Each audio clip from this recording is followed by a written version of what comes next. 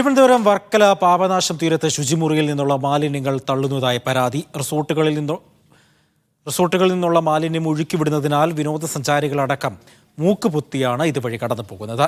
പലതവണ അധികാരികളുടെ ശ്രദ്ധയിൽപ്പെടുത്തിയെങ്കിലും പരിഹാരമുണ്ടായില്ല എന്നാണ് നാട്ടുകാർ പറയുന്നത്. രാജ്യത്തെ തന്നെ ഏറ്റവും പ്രധാന വിനോദസഞ്ചാര കേന്ദ്രങ്ങളിലൊന്നാണ് വർക്കല. എന്നാൽ ദുർഗന്ധം മൂലം ഇപ്പോൾ വർക്കല പാപനാശം തീരത്ത് അടുക്കാൻ പറ്റാത്ത അവസ്ഥയാണ്. റിസോർട്ടുകളിൽ നിന്നുള്ള സെപ്റ്റിക് ടാങ്ക് മാലിന്യങ്ങൾ, കടകളിൽ നിന്നുള്ള മലിനജലം എന്നിവ ചെറുതോട് വഴിയാണ് ഇങ്ങോട്ടേക്ക് ഒഴുക്കിവിടുന്നത്. രാത്രി 12 മണിക്ക് ശേഷം മാലിന്യങ്ങൾ മോട്ടോർ ഉപയോഗിച്ച് പമ്പ് ചെയ്ത് കടലിലേക്ക് ഒഴുക്കുന്നതായി പ്രദേശവാസികൾ പരാതി ഉന്നയിക്കുന്നു.